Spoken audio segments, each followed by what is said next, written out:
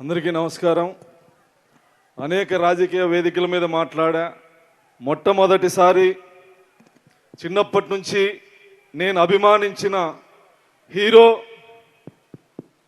అభిమానిగా ఈరోజు ఈ వేదిక మీద నుంచి మాట్లాడడం చాలా గర్వంగా ఉంది.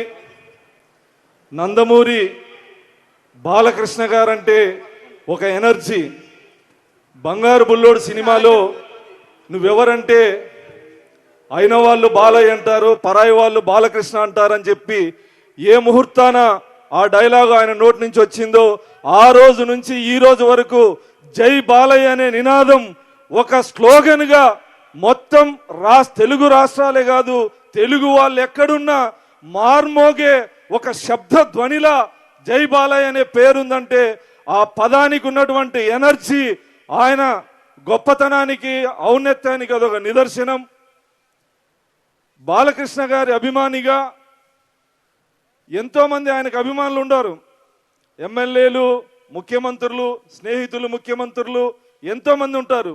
కానీ నాకు వచ్చిన అవకాశం, నేను చిన్నప్పటి నుంచి ఏ హీరోనైతే అభిమానించానో ఆయన నియోజకవర్గం పక్కనే నేను కూడా ఎమ్మెల్యే కావడం చరిత్రలో ఏ హీరోకు కూడా ఈ అవకాశం ఉండదని చెప్పి ఈ సందర్భంగా తెలియజేస్తా ఉన్నా. బాలయ్య గారిని కలిసినప్పుడు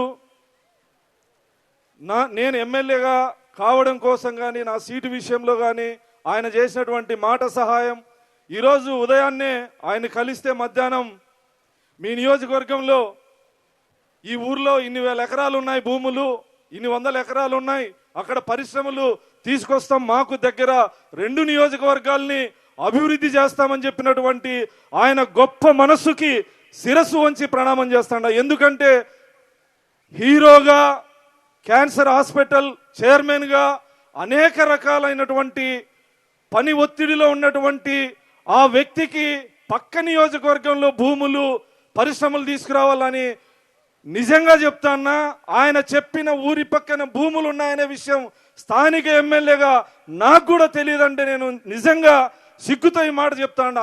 ప్రజల పట్ల ఆయనకున్నటువంటి అంకిత భావానికి ఇదొక నిదర్శనం అని ఈ సందర్భంగా తెలియజేస్తూ, ఆయన గురించి మాట్లాడాలంటే సినిమాలో ఒక 2 సీన్ల గురించి చెప్తా. నానాజీ పాత్ర ఎంటర్ అయ్యేటప్పుడు ఒక పోలీసులు ఆయన్ని చెక్ చేసేటప్పుడు, ఆయన పాదాల దగ్గర నుంచి చెక్ చేసేటప్పుడు సౌండ్ వస్తే ఏంటి ఇక్కడంటే రాడ్లు ఉన్నాయని చెప్తాడు, ఇక్కడ చెక్ చేసేటప్పుడు ప్లేట్స్ ఉన్నాయని చెప్తాడు, ఇక్కడ బుల్లెట్లు ఉన్నాయని చెప్తాడు. అంటే ఈ 50 సంవత్సరాల ఆయన ప్రయాణంలో, ఆయన కష్టపడినటువంటి విధానంలో నిజంగా అవి ఉన్నాయేమో కూడా బాలకృష్ణ గారే చెప్పాలి. ఎందుకంటే నందమూరి తారక రామారావు అనే ఒక ఎవరెస్ట్ శిఖరం ఆయన పేరు మీద వచ్చిన వ్యక్తిగా ఆ శిఖరం తల దించుకోకుండా తలెత్తి నందమూరి బాలకృష్ణ నా కొడుకు అని చెప్పి స్వర్గంలో ఉన్నటువంటి ఎన్టీఆర్ గారు కూడా గర్వంగా చెప్పుకునే విధంగా 50 సంవత్సరాల చిని జీవితంలో కానీ, రాజకీయంలో కానీ ఓటమి లేకుండా గెలిచినటువంటి నాయకుడు, నా అభిమాన హీరో. నాకు చిన్నప్పటి నుంచి కొడుకు పుడితే మోక్షజ్ఞ అని పేరు పెట్టుకోవాలని అనుకున్నా. నాకు పెద్ద కొడుకు పేరు మోక్షజ్ఞ. నాకు అశ్వమేధం సినిమా చాలా ఇష్టం. ఆ సినిమాలో ఆయన పేరు కిరీటి, నా చిన్న కొడుకు పేరు కిరీటి. అంటే నేను ఎంత దురభిమానమో మీరే అర్థం చేసుకోవచ్చు. ఇప్పటికీ నందమూరి బాలకృష్ణ గారి గురించి సోషల్ మీడియాలో వస్తే చివరి అక్షరం వరకు చదవంది వదిలేను. మేము చిన్నప్పుడు బస్టాండ్ దగ్గర శివరంజని, చితారా లాంటి పుస్తకాలు గంటకి 2 రూపాయలు ఇచ్చి చదివే వాళ్ళం. బాలకృష్ణ గారి ఫోటో ఆ పుస్తకం మీద కనపడితే ఆ పుస్తకం చదివేంత వరకు అక్కడి నుంచి కదిలే వాళ్ళం కాదు. ఈ సినిమాని, ఇంతటి అద్భుతమైన సినిమాని ఇచ్చినటువంటి దర్శకుడు బాబీ గారికి నిజంగా బాబీ గారు ఒక అభిమానిగా చెప్తాన్నా, ఈ సినిమాలో ఏ క్షణం కూడా మీ కథ కానీ, స్క్రీన్ ప్లే కానీ, స్క్రీన్ ప్రజెంట్ కానీ, డైరెక్షన్ కానీ, బాలకృష్ణ గారితో చేయించినటువంటి యాక్షన్ కానీ నిజంగా మీరు ఒక గొప్ప దర్శకుడు అని చెప్పి సందర్భంగా తెలియజేస్తూ, తమన్ గారు బాలయ్య గారితో అనేక మంది సినిమాలు తీశారు. సాంకేతిక నిపుణులు, నిర్మాతలు ఎంతో మంది ఉన్నారు. కానీ ఎస్ గోపాల్ రెడ్డి గారిని మా సొంత మనిషిలా భావించాం. ప్రొడ్యూసర్ గోపాల్ రెడ్డి గారిని ఈ రోజు ఇన్ని సంవత్సరాల తర్వాత మళ్ళీ మిమ్మల్ని లక్షలాది మంది అభిమానులు, బాలకృష్ణ అభిమానులు సొంతం చేసుకున్నారు. మీకు ఈ సందర్భంగా కృతజ్ఞతలు తెలియజేస్తా ఉన్నా.